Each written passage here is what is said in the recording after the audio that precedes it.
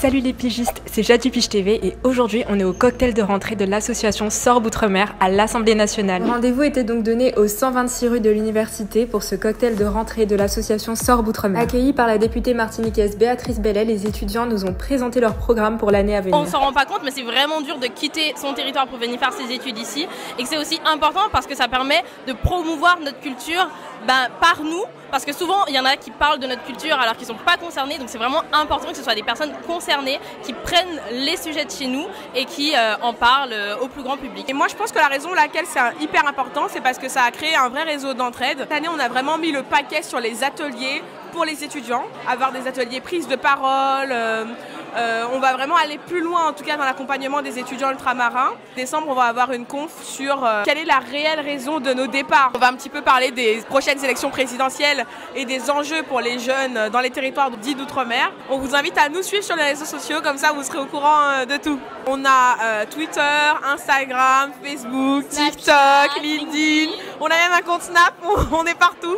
Et c'est Sorbe Outre-mer à chaque fois. Voilà. Marie-Élie, que j'ai l'occasion de croiser, puisqu'elle est également collaboratrice d'un député dont je suis proche, m'a approchée. Et évidemment, c'est avec plaisir et honneur que j'ai accepté d'accueillir cette soirée d'inauguration. Déjà, c'est une association qui réunit non pas simplement les étudiants de la Sorbonne à l'échelle des pays des océans dits d'outre-mer, mais qui réunit finalement les étudiants d'un peu tout type de cycle qui ont envie aujourd'hui de se mettre ensemble solidairement pour avancer, pour s'entraider, pour se soutenir, eux qui souvent habitent et sont un peu exilés loin de chez eux, loin de leurs racines familiales. Dans votre discours, vous avez beaucoup parlé du retour au pays. Important pour vous de transmettre ce message aux jeunes ultramarins.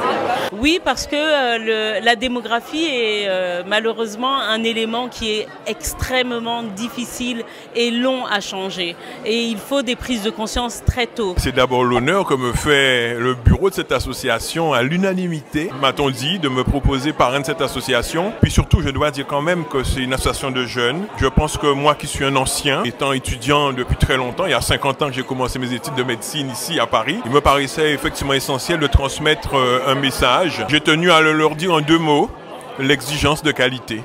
Ces deux mots-là doivent accompagner tout leur cursus, tous leurs travaux. Nous sommes des ultramarins, même si je n'aime pas beaucoup ce mot. Et ça veut dire que nous sommes issus d'une histoire très particulière. C'est une histoire de gens qui ont toujours combattu dans un crime contre l'humanité. Nous sommes nés d'un crime contre l'humanité, nos sociétés, celles qui ont vécu en esclavage colonial.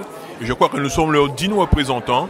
Et c'est une fierté pour nous de savoir que c'est eux qui nous ont donné naissance. Et qu'en retour, nous avons les capacités, nous le démontrons à l'humanité tout entière. Alors moi, j'ai voulu rejoindre l'association parce que l'année dernière, j'étais en année sabbatique un peu forcée. Je n'avais pas eu de master. J'avais du temps à donner. J'ai découvert l'association sur les réseaux sociaux. Comme j'ai grandi en France, j'ai eu très peu l'occasion de rencontrer des gens issus de ces territoires. Souvent au collège, au lycée, j'étais seul en fait. De temps en temps, je rencontrais quelqu'un qui venait de Guadeloupe, de Martinique, de La Réunion, mais c'était très rare. C'était important pour moi, ayant grandi en France, de m'entourer de gens issus des territoires d'outre-mer pour pouvoir déjà apprendre leur culture, la culture des Antilles que je n'ai pas vu que je suis d'origine réunionnaise, mais aussi donc rencontrer d'autres Réunionnais autres que ma famille pour pouvoir échanger avec eux, passer un bon moment. Très intéressant de discuter avec tous ces gens-là et aussi également les conférences, les débats qu'on peut faire, on en apprend beaucoup. Par exemple, on avait fait une conférence sur l'érosion du littoral dans nos territoires. C'est là qu'on se rend compte qu'en fait, le réchauffement climatique nous touche tous. Si j'ai un message, bien sûr, venez nous rejoindre. N'hésitez pas à nous suivre sur les réseaux sociaux. Entourez-vous de gens, ne restez pas seuls. Il faut vraiment oser se lancer, ne pas hésiter. On est plusieurs à être dans ce cas-là, à venir d'un peu de l'inconnu. Et aujourd'hui, on se connaît tous. Donc, ne pas hésiter à venir nous voir, ou d'ailleurs d'autres personnes de la vie associative en général. Il faut vraiment se lancer.